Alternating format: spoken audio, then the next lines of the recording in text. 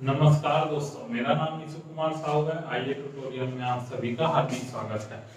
आज हम देखेंगे सरगुजा जिले के बारे में। सरगुजा जिला क्या है? सरगुजा संभाग में एक जिला है। ठीक है, सरगुजा जिला क्या है? सरगुजा संभाग में एक जिला है जिसका गठन 1948 में हुआ था। जिसका गठन 1948 में हुआ था।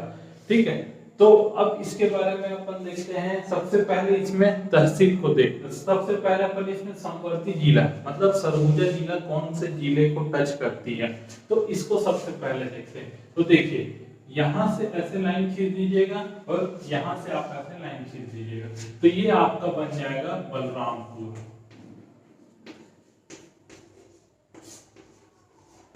ठीक है, बलरामपुर क्या है? यहाँ से लाइन जो निकला है, यहाँ से निकला है, उसको क्या है, लाइन खींच देंगे तो वहां पे क्षेत्र क्या हो जाएगा? बलरामपुर। उसके बाद जो अंदर धसा है, अंदर धसा है उसमें इधर साइड में अगर लाइन खींच दो, यहाँ से यहाँ तक का क्षेत्र कहाँ पे आ जाता है? जसपुर में। जसपुर में ये क्षेत्र आ जाता है। अब जसपुर के बाद जो अंदर घुसा है, तो ये दोनों में यहाँ पे मैं सिंह बना दिया। तो सिंह बनाया तो यहाँ पे किसको फिट करूंगा? रायगढ़। रायगढ़ यहाँ से टच करती है। ठीक है, उसके बाद जो यहाँ से निकला है और यहाँ पे कॉर्नर है, यहाँ पे इस क्षेत्र को कौन टच करता है? कोरबा। अब कोरबा के बाद जो बचा हुआ क्षेत्र है उसे कौन करता है? सूरजपुर। तो इस तरह से ये क्या है? समवर्ती जिला है। कौन कौन सा जिला है? यहाँ से सीधा खींच दीजिए, यहाँ से सीधा खींच दो तो बलरामपुर मिल जाएगा मेरे को। यहाँ से फिर जो अंदर धसा है, तो अंदर धसा है वहां से अगर मैं सीधा लाइन खींच रहा हूँ तो यहाँ पे जसपुर मिल जा रहा है। अब इधर जो बीच में धसा हुआ क्षेत्र है वहां पे रायगढ़ टच कर रहा है। उसके बाजू में क्या है? कोरबा। कोरबा के बाद सूरजपुर। तो ये है जो समवर्ती जिला है जिसको टच करता है। ठीक है, उसके बाद देखते हैं अपन तहसील और क्या है, विकास खंड के बारे में देखते हैं। तो तहसील की संख्या कितनी है? 8 है ना।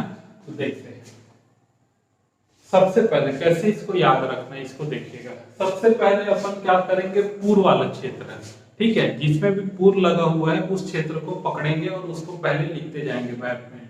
कैसे करूंगा मैं? यहाँ पे है, यहाँ पे आपका अंबिकापुर। अंबिकापुर। अब अंबिकापुर से मैं इधर आऊंगा। ठीक है, एक सीढ़ी नीचे गया, क्या मिल गया मेरे को? लखनपुर। ठीक है, अब लखनपुर से मैं एक सीढ़ी इधर नीचे आया हूं, तो यहां पे मिल गया मेरे को उदयपुर। अब उदयपुर से मैं राइट साइड कूदा। ठीक है, उदयपुर को मैं जब इधर आया तो मेरे को क्या मिल गया? राइट साइड में आया, यहाँ पे मिल गया सीतापुर। अब सीतापुर से मैं क्या करूंगा? सीधा ऊपर। क्या? अभी फिर से देखिए, यहाँ पे अंबिकापुर। अंबिकापुर से मैं जब इधर आया तो मेरे को क्या मिल गया? लखनपुर। लखनपुर से एक स्टेप नीचे आया तो क्या मिल गया मेरे को? उदयपुर। उदयपुर से मैं जब इधर फेंकाया, इधर राइट साइड जब मैं गया तो मेरे को मिल गया सीतापुर। अब सीतापुर से सीधा मैं ऊपर चलूंगा। ठीक है, ऊपर चले गया, फिर मेरे को क्या मिल गया? लुंड्रा। ठीक है, अब लुंड्रा से एक सीढ़ी में नीचे आया तो मेरे को मिल गया यहाँ पे बतौही। ठीक है, अब बतौही से मैं बीच साइड आया, सेंटर साइड आया। ठीक है, तो वो मेरे को मिल गया, क्या मिल गया? दरिमा। अब दरिमा से एक सीढ़ी नीचे आया तो मेरे को मैनपाट। तो ये क्षेत्र है जो अपने को मिला है। ठीक है, तो ये हो गया अपने तहसील के बारे में। अब हम देखते हैं इसमें विकासखंड के बारे में। तो विकासखंड जैसे आप देखोगे, दरिमा। दरिमा को अगर मैं हटा देता हूं तो मेरा क्या बन जाता है? विकासखंड बन जाता है। मतलब क्या है? दरिमा ऐसा क्षेत्र है, ऐसा तहसील है जिसके अंतर्गत विकासखंड नहीं है। तो कितना होगा विकासखंड? अगर तहसील की संख्या 8 है तो विकासखंड की संख्या क्या हो जाएगा? 7। ठीक है, क्योंकि दरिमा उसमें विकासखंड नहीं है। तो ये हो गया आपका तहसील समवर्ती जिला, इसके बारे में। तो एक बार देखते हैं, जैसे मैं यहाँ से लाइन खींच रहा हूँ, यहाँ से खींच रहा हूँ तो मेरे बलरामपुर मिल रहा है, ये बलरामपुर और ये धसा हुआ क्षेत्र से एक साइड से लाइन में खींच रहा हूँ तो मेरे को पूरा क्षेत्र कौन टच करता है, जसपुर करता है। उसके बाद अगर जो धसा हुआ क्षेत्र है उसको कौन करता है, रायगढ़ करता है। रायगढ़ के बाजू में कोरबा करेगा और सूरजपुर, बाकी बचा हुआ क्षेत्र। और मैं अगर तहसीलों की बात करता हूँ तो तहसील कहाँ से पकड़ना बोला था मैं, अंबिकापुर से। अंबिकापुर से एक सीढ़ी नीचे गया लखनपुर, लखनपुर से एक सीढ़ी नीचे गया उदयपुर, उदयपुर से अगर मैं राइट गया तो सीतापुर, सीतापुर से कहाँ जाना है अपने को, सीधा ऊपर जाना है। तो ऊपर जाएंगे तो लुंड्रा मिलेगा, लुंड्रा से एक सीढ़ी नीचे आऊंगा तो मेरे को बतौही मिलेगा, बतौही के मैं जब बीच सेंटर साइड आऊंगा तो मेरे को दरिमा मिलेगा, दरिमा से एक स्टेप नीचे जाऊंगा तो मैनपाट मिलेगा। ठीक है, तो ये क्या है, तहसील है। इसको बोलते रहिएगा तो क्या होगा, एक ऑटोमेटिक याद हो जाएगा। उसके बाद अगर मैं देखता हूं तो इसमें क्या होता है, देखिए जो यहां से चलते हैं पहले, यहां पे अपने को क्या है, पूर्व से लेके रायगढ़। ठीक है, यहाँ पे इस क्षेत्र में एक पहाड़ी अपने को दिखता है। ठीक है, इस क्षेत्र में एक पहाड़ी दिखता है। एक चीज और रुक जाइए, अंबिकापुर, अंबिकापुर क्या है, एक नगर निगम है, ये चीज ध्यान रखिएगा। छत्तीसगढ़ में टोटल कितने नगर निगम हैं आप कमेंट बॉक्स में बताइएगा, लेकिन इसमें से जितने भी नगर निगम है छत्तीसगढ़ में उसमें से एक नगर निगम कौन सा है, अंबिकापुर। अब चलते हैं अपन रायगढ़, कोरबा और उदयपुर में जाते हैं। ठीक है, उदयपुर का विद्रोह कब हुआ था, ठीक है, इसको कमेंट बॉक्स में बताइएगा। उदयपुर का विद्रोह कब हुआ था, इसी उदयपुर से संबंधित है। अगर मैं बात करूं कोरबा, रायगढ़ और उदयपुर के बीच में, तो ये एक पहाड़ अपने को मिलता है। इसे कौन सा पहाड़ बोला जाता है, चूरी मतिरिंगा उदयपुर के पहाड़, उदयपुर का पहाड़। ठीक है, कौन सा पहाड़ है, चूरी मतरिंगा उदयपुर की पहाड़ी अपने को मिलती है। कहाँ पे, जो अपना कोरबा, रायगढ़ और उदयपुर का क्षेत्र है वहां पे छुरी, मतरेंगा, उदयपुर की पहाड़ी मिलती है। ये छुरी वाला अभी अभी एक एग्जाम में, किसी एग्जाम में आया था। ठीक है, कौन सा क्षेत्र है, तो ये कोरबा का क्षेत्र है। उसके बाद अगर मैं बात करूं, यहाँ से ऊपर जाऊंगा मैं। ठीक है, यहाँ से जब ऊपर जाऊंगा लखनपुर के आसपास, तो मेरे को यहाँ पे 3 गुफाएं कुछ इस क्रम में मिलती हैं। ठीक है, 3 गुफाएं इस क्रम में मिलती हैं। इसका नाम कैसे, इसको कभी भी पेपर में पूछा जा सकता है। ठीक है, इसको कभी भी पेपर में आपको पूछा जा सकता है, क्योंकि क्या है, छत्तीसगढ़ का मैप आपके सिलेबस में है, इस कारण क्या है, कभी भी पूछा जा सकता है। अब इसके मैं क्रम की बात करूं तो क्रम कैसे याद रखना है आपको, आपने एक फेमस गाना सुना होगा। ठीक है, उसका एक ही लाइन अपने काम का है। जैसे आपने शीला की जवानी सुनी होगी, ठीक है, सुने होंगे, तो इसमें क्या है, अपने को शीला की जवानी बस याद रखना है। ठीक है, शीला की जवानी। ठीक है, अब शीला की जवानी में पहला लेटर क्या आ रहा है, सा आ रहा है, तो यहां से अपना सीता बेंद्रा की गुफा,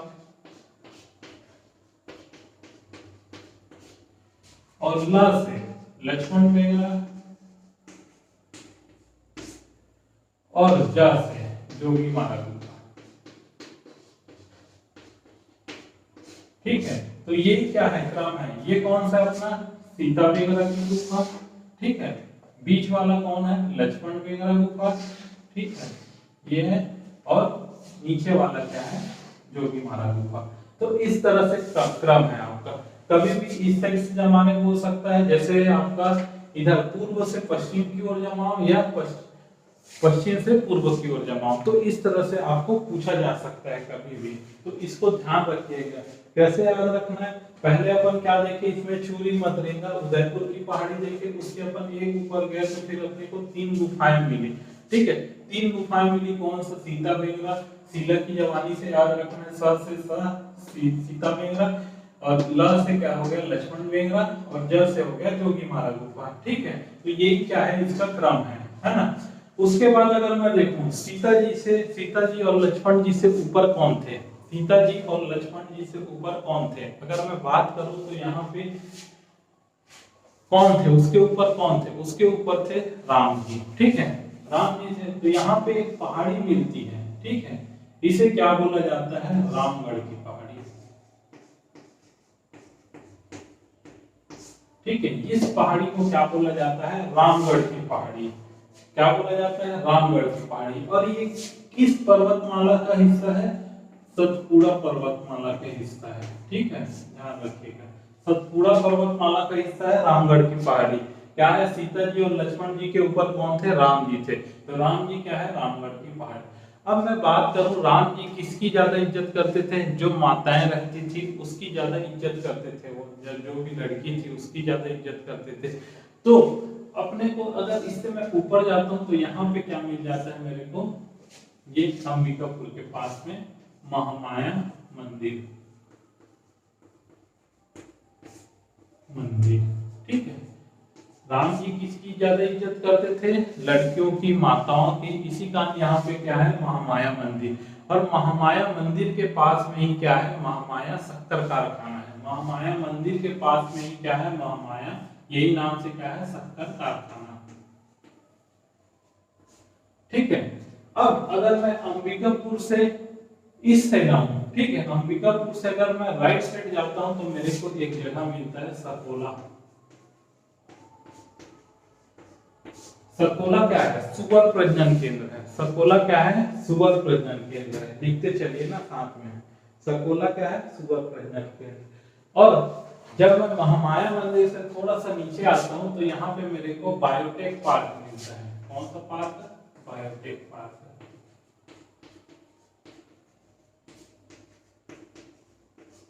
और यही क्या है? जो अपना अंबिकापुर क्षेत्र है वहीं पे क्या है? सरगुजा यूनिवर्सिटी है। ठीक है, कौन सी यूनिवर्सिटी है? सरगुजा यूनिवर्सिटी।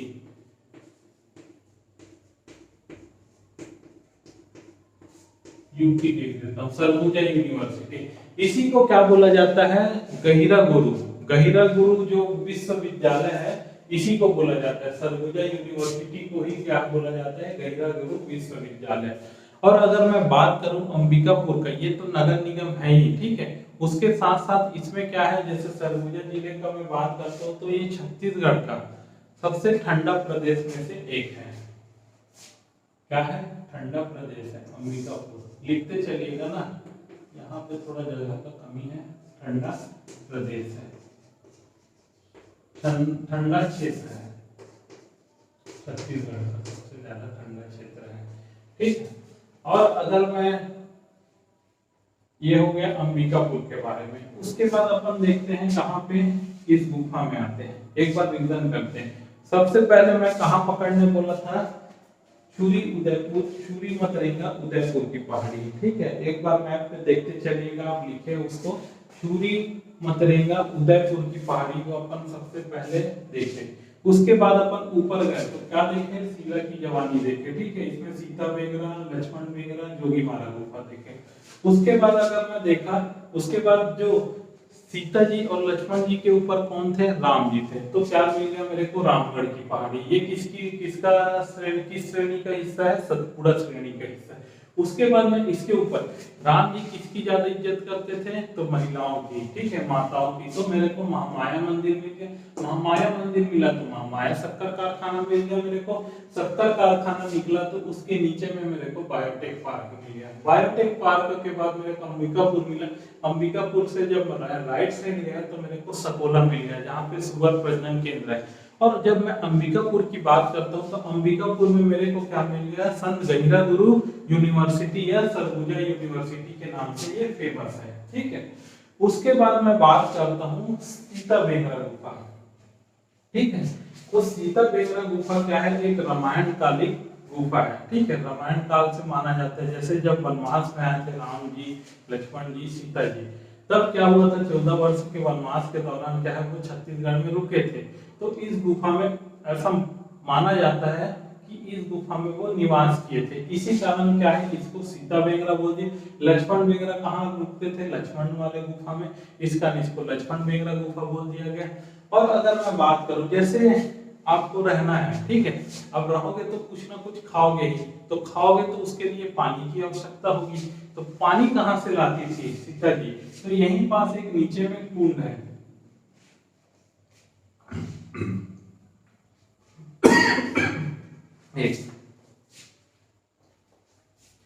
ठीक है, जो सीता सीता जी है एक सीता जी जैसे गुफा के नीचे में क्या है, एक कुंड है, ठीक है, जहां से वो क्या है अपना पानी लाती थी, तो उसे ही क्या बोल दिया गया, सीता कुंड।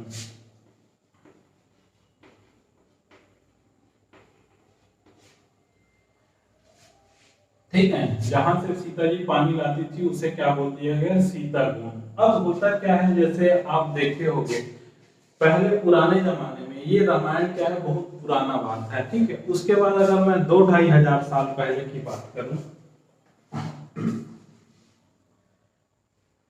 ठीक है, 2-2.5 हजार साल की बात करूं, तो यहाँ एक क्या था, जो सरगुजा क्षेत्र थे, सरगुजा क्षेत्र में क्या है, रक्सेल वंश, सरगुजा क्षेत्र में क्या है, सरगुजा क्षेत्र में रक्सेल वंश के राजा रहते थे, ठीक है। तो राजा में एक राजा ऐसा हुआ जो क्या था, बहुत मतलब कला के बहुत प्रेमी आदमी थे, ठीक है। तो कला के प्रेमी आदमी थे, तो उसको क्या है, कलाकारी करवाना बहुत अच्छा लगता था। अब कलाकारी करवाना अच्छा लगता था, तो उसके मंत्रीगण इस चीज को देखे, तो मंत्रीगण उसको सुझाव दिए।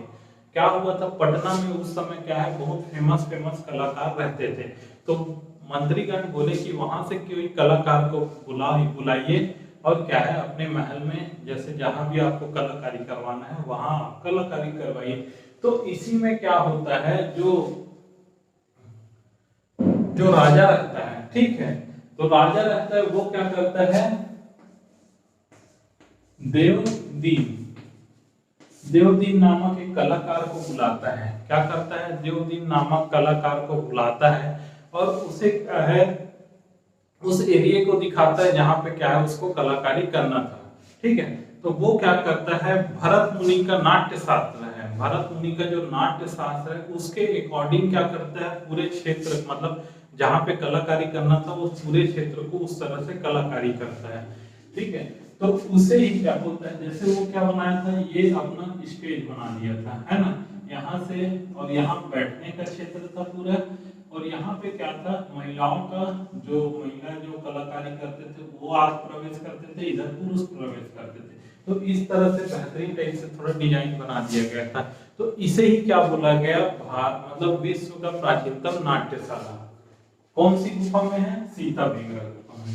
तो वो अपना कलाकारी जो देवदीन है वो अपना कलाकारी कहाँ किया है, सीता बेंगरा गुफा में किया है। और नाट्यशाला बनाया वो किसके बेस में बनाया, जो भरत मुनि का नाट्य शास्त्र है उसके बेस में बनाया, ठीक है। इसे ही क्या बोला जाता है, विश्व की प्राचीनतम नाट्यशाला, ठीक है। इसको लिख लीजिए, सीता बेंगरा गुफा में नाट्यशाला है,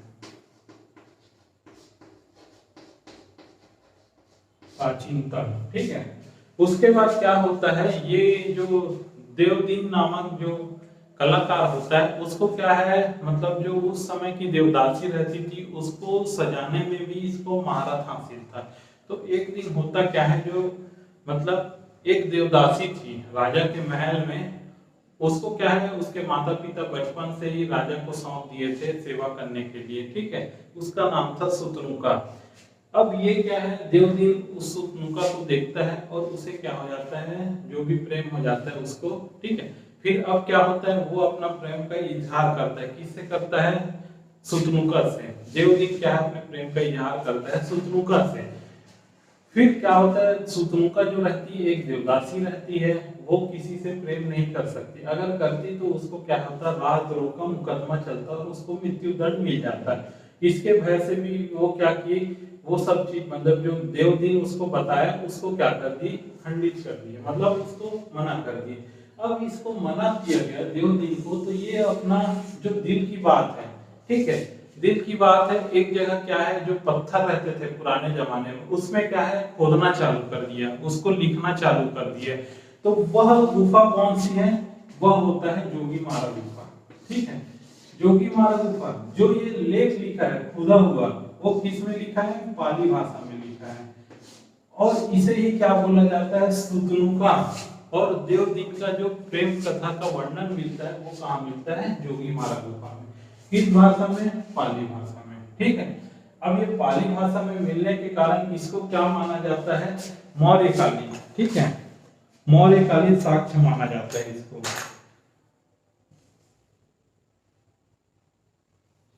तो कौन कौन सा मौर्यकालीन साक्ष्य हो गया, सीतामेंगना गुफा में मौर्यकालीन साक्ष्य हो गया, और क्या मिल गया, जोगीमारा गुफा में जो है इसका मौर्यकालीन साक्ष्य मिल गया।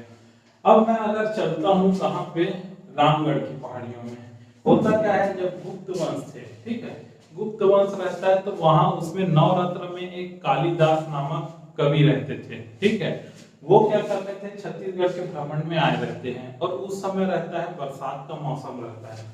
बरसात का मौसम देखे, मतलब कालिदास ने जब बरसात का सरगुजा के घने जंगल देखे, और जब रामगढ़ की पहाड़ी को देखे तो पूरा बादल से क्या हुआ था, रामगढ़ ढका हुआ था, ठीक है।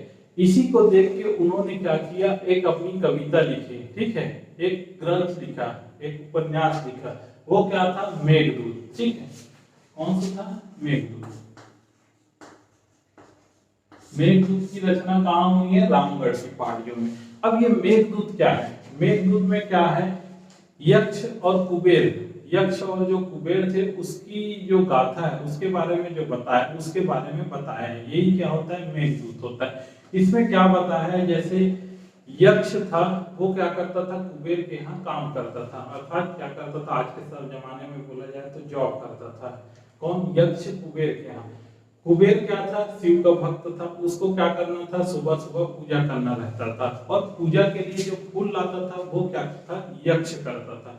तो यक्ष का काम क्या था, सुबह के लिए फूल लाने का उसका काम था। लेकिन होता क्या है, यक्ष की शादी हो जाती है, और शादी होने के चक्कर में क्या होता है, वो एक दिन क्या होता है, सुबह नहीं उठ पाता और उसको जाने में लेट हो जाता है, जिसके चलते क्या है, जो कुबेर है उसको भी क्या है, पूजा में लेट हो जाता है।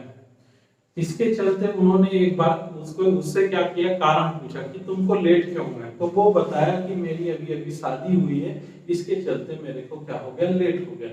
तो वो क्या करता है, गुस्सा होके क्या करता है, उसको क्या बोलते हैं, जो यक्ष रहता है उसको क्या श्राप दे देते हैं, श्राप देते हैं। तो वो क्या कहाँ पहुंच जाता है, उसका श्राप ये रहता है, जिसके कारण तुमको अपना कार्य करने में, मतलब जिसके कारण तुम अपना काम पूरा नहीं कर पाए, मतलब पूरा नहीं कर पाया अर्थात क्या है, समय पे नहीं कर पाए, उससे तुम 1 वर्ष के लिए दूर हो जाओगे।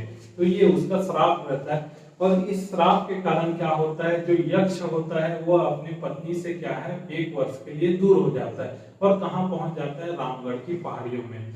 अब वो क्या है, अपनी दिल की बात कैसे बोलता अपनी पत्नी को, ना उस समय मोबाइल था, ना ही कुछ मैसेज वैसेज था, तो वो अपनी दिल की बात कैसे बोलता है। तो वो क्या करता है, जो रामगढ़ की पहाड़ी है उसमें जो जो बादल है वो क्या है, पूरे पर्वत को छूते हुए पर्वत को पूरा क्या है, ढक के रखा रहता है। तो उसमें क्या करता है, जो यक्ष है वो अपना दिल का संदेश भेजता है, और किसके पास भेजता है, अपनी पत्नी के पास। अर्थात क्या है, मेघ जो बादल है उसको क्या बना दिया गया, दूत के रूप में बना दिया। दूत मतलब जो संदेश भेजता है उसको दूत बोला जाता है।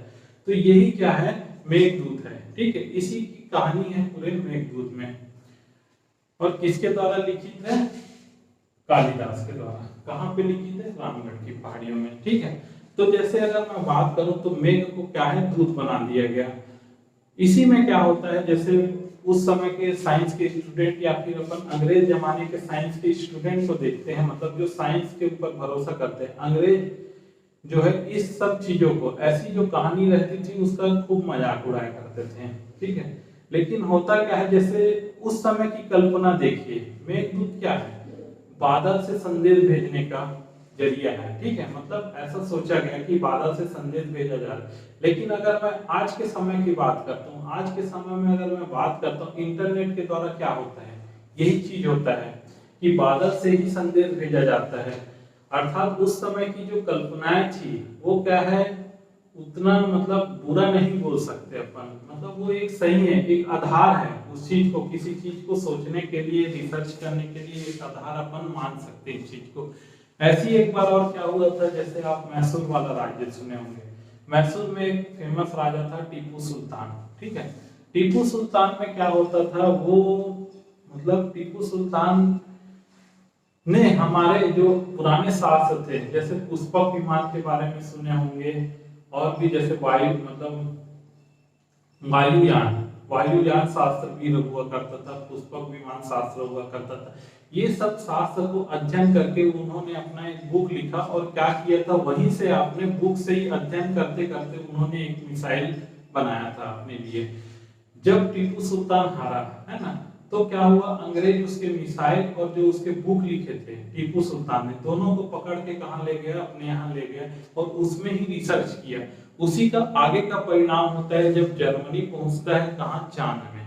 तो यही कारण है ना। लेकिन कभी क्या है, अंग्रेज इस चीज को नहीं बोलेंगे कि ये चीज है, लेकिन अपने को समझना रहता है। तो देखते हैं कहां पे पहुंचे थे अपन, मेघदूतम की रचना। ठीक है, तो मेघदूतम की कहानी आपको समझ आ गई होगी। उसके बाद अपन देखते हैं जैसे अपना मेघदूत है, मेघदूत के ऊपर ही क्या है, एक महोत्सव का आयोजन किया जाता है। क्या, कौन सा महोत्सव है, रामगढ़ महोत्सव का आयोजन किया जाता है सरगुजा में। और ये कब किया जाता है, रामगढ़ महोत्सव का आयोजन ये किया जाता है आषाढ़ मास में। लिखते चलिए, रामगढ़ महोत्सव आषाढ़ मास में। क्या है, रामगढ़ महोत्सव।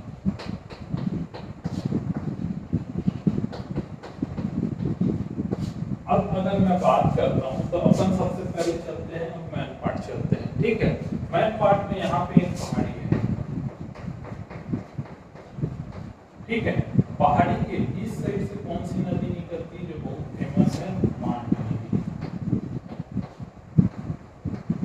ठीक है, मांड नदी की लंबाई है 155 किलोमीटर। ठीक है, 155 किलोमीटर। अब इधर से एक नदी निकलती है, उसे क्या बोला जाता है, कुरकुट नदी। कुरकुट नदी होता है। अब यहाँ छुरी उदयपुर की पहाड़ी से एक बहुत फेमस नदी निकलती है। ये क्या है, रामगढ़ को काटते हुए ऐसे सरगुजा होते हुए ये निकल जाती है। इसे कौन सी नदी बोलते हैं, रिहंद नदी। ठीक है, रिहंद नदी, जिसे ही क्या बोला जाता है, सरगुजा की जीवन रेखा। रिहंद नदी को क्या बोला जाता है, सरगुजा की जीवन रेखा। और अगर मैं मैन पार्ट की बात करूं तो 1965 में इंडिया चाइना वार में तिब्बती शरणार्थी को क्या किया गया था, मैन पार्ट में बसाया गया था। मैन पार्ट में किसको बसाया गया था, तिब्बती शरणार्थी को बसाया गया था। तो अभी क्या क्या देखें, इसको देख लेते हैं। सबसे पहले अपन चूरी उदयपुर की पहाड़ी देखें। चूरी उदयपुर की पहाड़ी से अपन ऊपर गए तो सीता बेंगरा, लक्ष्मण बेंगरा, जोगीमारा गुफा मिल गया। सीता बेंगरा मतलब प्राचीनतम नाट्यशाला। ठीक है, प्राचीनतम नाट्यशाला। लक्ष्मण बेंगरा गुफा मिल गया अपने को, और जोगीमारा गुफा में क्या है, का और देवदीन का क्या है, प्रेम का घटो वर्णन है। उसके नीचे अपने को सीताकुंड मिल गया। फिर रामगढ़ की पहाड़ी, रामगढ़ की पहाड़ी किससे संबंधित है, मेघदूत से संबंधित है। फिर अपन कहाँ पहुंच गए, अंबिकापुर। अंबिकापुर में गए तो महामाया मंदिर मिला, महामाया शक्कर कारखाना मिला, और सकोला मिला अपने को, सुवर्णवर्धन के सरगुजा यूनिवर्सिटी मिल गई, और सबसे ठंडा क्षेत्र मिल गया।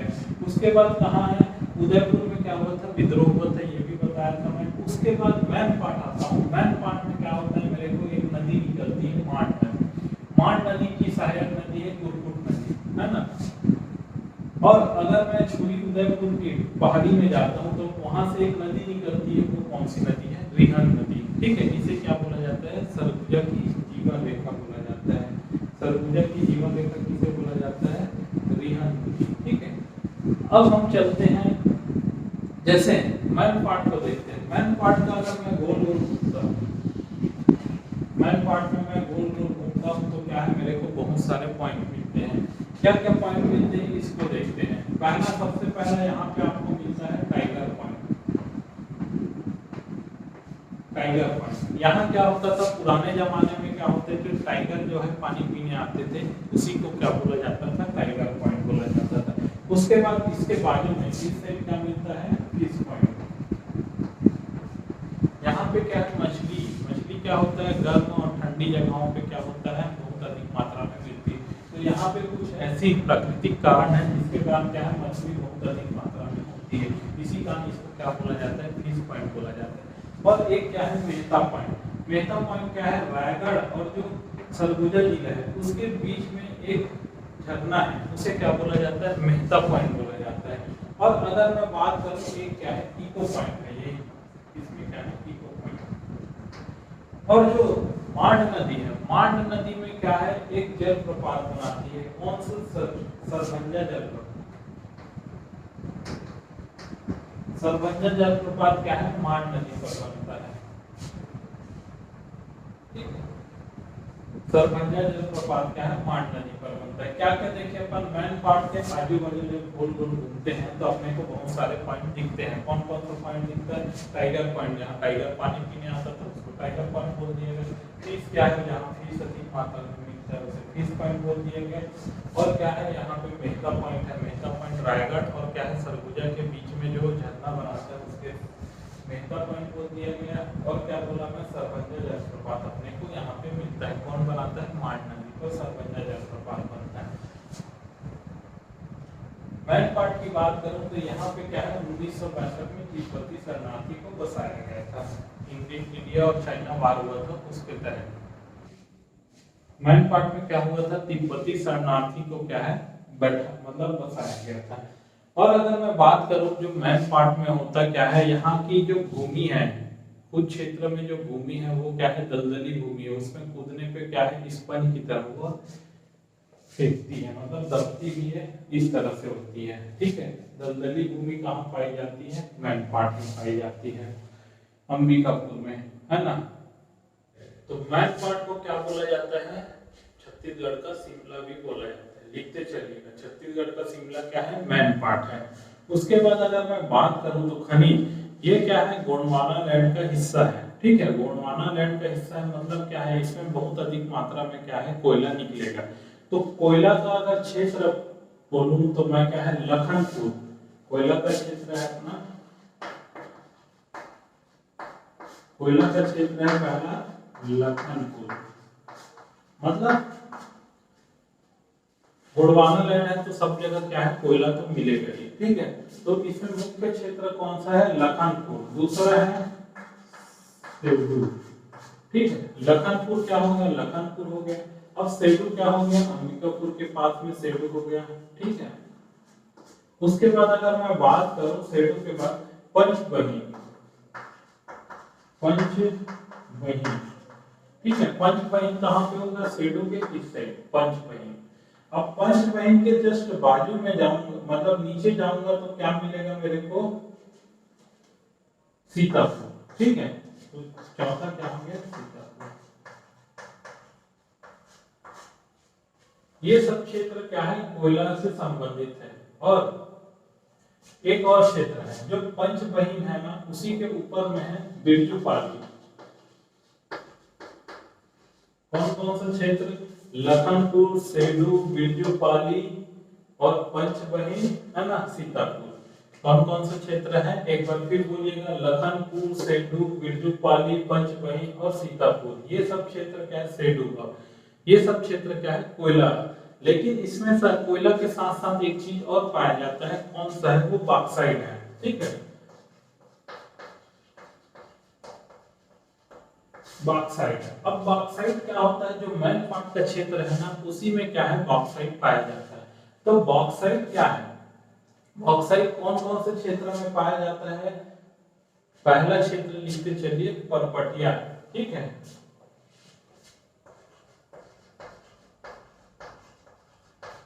मैन पार्ट के क्षेत्र में। और दूसरा क्षेत्र है, दूसरा क्षेत्र है सात पहाड़ी। दूसरा क्षेत्र है अपना सात पहाड़ी। ठीक है, और तीसरा क्या है, मालतीपुर। तीसरा है मालतीपुर। सात पहाड़ी, परपटिया, मालतीपुर, है ना। और इसमें एक क्षेत्र और है, सात पहाड़ी, परपटिया, मालतीपुर, डंडा केसर। डंडा केसर, डंडा केसर। ठीक है, लिखते चलिए, डंडा, परपटिया, मालतीपुर, सात पहाड़ी और डंडा केसर। ये क्षेत्र क्या है, बॉक्साइट से भरा हुआ क्षेत्र है। यहाँ से क्या है, बॉक्साइट का खनन करते हैं। अब हम देखते हैं सरगुजा में जो पुरातात्विक स्थल है कौन कौन सा। जैसे अपने को पता है पुराने जमाने में जो रहता था, नदी रहती थी, उसके किनारे में क्या है, मुख्य शहर बसता था। तो उसी तरह अगर मैं बात करूं तो सरगुजा की जीवन रेखा कौन सी है, रिहन नदी। तो रिहन नदी के बाजू में महेशपुर नामक शहर है, ठीक है। इसे क्या है, पुरातात्विक स्थल कहा जाता है। इसमें क्या है, ऋषभ देव का मंदिर और क्या मिला है, एक हमको विष्णु मंदिर मिला है। ऋषभ देव का मंदिर और विष्णु मंदिर कहाँ, महेशपुर में मिला है। और रिहन नदी के ही क्षेत्र में क्या है, सतमहल है। सतमहल ये भी क्या है, जो सरगुजा है उसका क्या है, पुरातात्विक स्थल है।